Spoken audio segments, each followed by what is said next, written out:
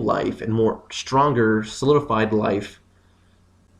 A lot of people say the story is convoluted, but it just needs a little digging into, which I didn't mind doing at all. I mean, I never mind doing that for a movie, and it made it very interesting.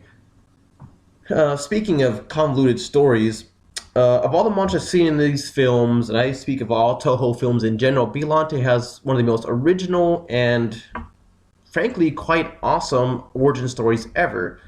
It's not a simple mishap with some chemicals or dimensions, some like Space Godzilla, where the origin story is written off in a single sentence, and the characters themselves not even sure what happened. Uh, Biollante is an aggregation of Godzilla and a delicate rose, and in between all of that is the soul of a man's long dead daughter. So it makes it very interesting. It's part plant, part Godzilla, part human, which is really interesting. And it's also interesting to note that the daughter was killed, by the heat of radical politicians and overambitious scientists. So this is definitely a movie that has strong messages in it, just like Godzilla 1984, Godzilla 1954, and a lot of the Heisei movies and a lot of the early Showa films. And I like that about it. Uh, and the funny thing is, this movie, some people are not maybe confused about who real antagonist is. Of course, it's Godzilla, but the humans have their own enemy here, and one might think it's the terrorist who was a part of it. The terrorist group was it called SS9 or something like that, who the whole time is trying to get the Godzilla cells. But to me, the film had a very subtle enemy, and that's the scientists themselves.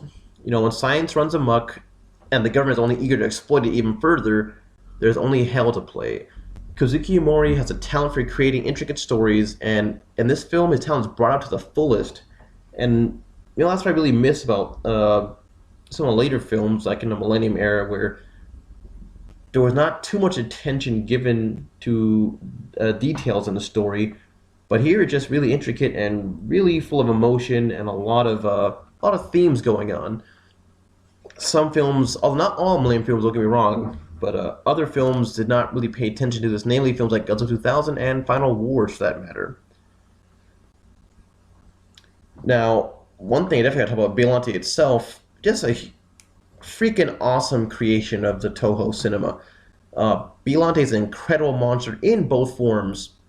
Erica, who is the name of Dr. Shirogami's daughter, who is in essence also Biollante, is allowed to have a very sad, mysterious theme to it, compounded, by the creature's tragic echoing wail across the lake from which it arises.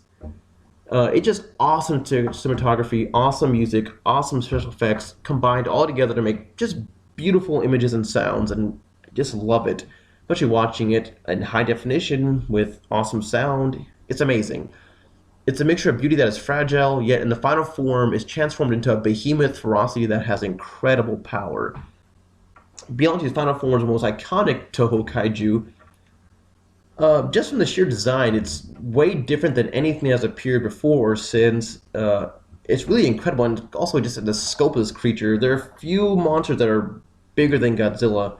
Among them, King Ghidorah has always been taller, mainly because of the length of the necks and the big, humongous wings. Mechagodzilla, at least in the Heisei era, was slightly taller, and Destroyer, of course, is big. But Biollante, I'm pretty sure, is the biggest one compared to Godzilla, which is incredible. Although I might be wrong about that, because Destroyer was fighting a bigger version of Godzilla, thanks to Godzilla was King Ghidorah, but like I said, I'm digging into the science of it now, which is, redundant at best. But the point of the matter is, Biollante, it was just quite a sight. See that giant marionette slash costume. It's really has a long jaw full of I don't know how many rows of jagged, humongous fangs, which would make sense to me later on because of Space Godzilla when they say Space Godzilla might be related to Biollante. Well, yeah, look at the jaw design. Not only do they sound the same as far as roars go, also the teeth are designed the same way. Biollante has, tusk, and so does Space Godzilla. It only makes sense they're related, but like I said, that's one of the many failures of Godzilla vs. Space Godzilla.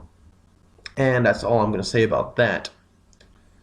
What I will say is that the theme of the movie, well, at least the whole journey of Dr. Shirogami, he wanted to make Erica's soul immortal.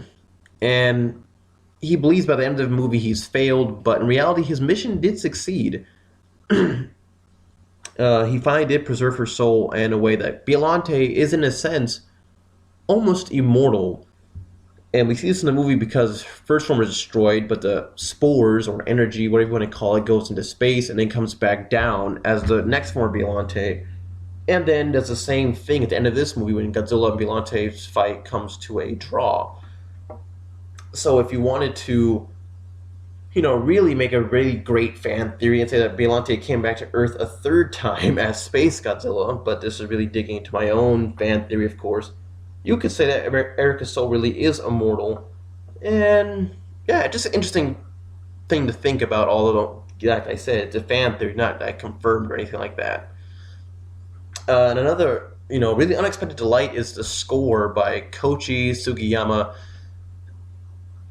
He did a really great non-Ifukube score.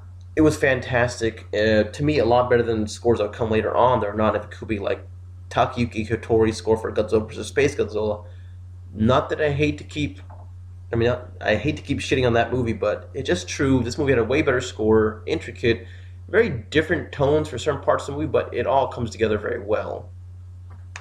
And of course, as a delight, though, he still composed Ifukube pieces for this Godzilla movie, including a military march theme and the Godzilla theme. He used two of them, and they work very well. The score is fantastic. Onto Godzilla, who I've definitely neglected in all this. Godzilla looks freaking badass in this movie. And if you look very closely, there's a lot of similarity between this suit and the suit from 1964's Mothra vs. Godzilla. It has the same dark eyes, that mammal-like muzzle of a snout, and a thin look to it from certain angles. It's just freaking great. Godzilla is fantastic. This film has definitely a dark tone to it with a lot of death, and it's prevalent from the last film, of course, in 1984, which really did set the tone for the rest of the Heisei series, and it's brought out beautifully here. Also, special effects in the movie are top freaking notch. It even has a horror element to it at times, which I loved thanks to Biollante. Like I said, the actors are excellent. The viewers will not feel disconnected with them. And, compared to some other movies, the rest of 30 years of Godzilla that came after this movie or so, the characters are heavily involved in the storyline, which is great. They don't just sit on the sidelines watching it all and, what can we do? They get very involved, and I like that because this movie balances a lot of human characters, and it works. Also, I should also note this movie is the first appearance of Miki Sagusa, played by Megumi Odaka, and she played a pretty interesting role. And of course, the mystery wasn't there for me because I already had seen the rest of the Heisei series. But for her first appearance in the Godzilla movie, this was pretty well done. I do like her role, and I'm glad she kept coming back for the rest of the Heisei series. It almost makes you wish that the new Godzilla films would continue the Heisei storyline, but it's best to leave it concluded as it is. And let me just get to I definitely need to talk about this because this is a highlight for me. The highlight of this movie to me would definitely be the final battle between Godzilla and Biollante. Masaki Tezuka, director of Tokyo SOS, should have been paying close attention to this final fight because the final fight is brutal, bloody, and we actually see Godzilla get pierced through. It's one of the best monster fights in the entire Godzilla franchise to me, and what made it, I hate to sound like a gore hound, but the gore helped make the fight feel more realistic. One critique you also hear people say with the Heisei movies that the fights always feel like giant beam struggles, which in a sense, compared to movies like Godzilla's Mechagodzilla, one of the best, and Godzilla vs. Space Godzilla, one of the worst of the Heisei movies, yeah, I can see how people would think that.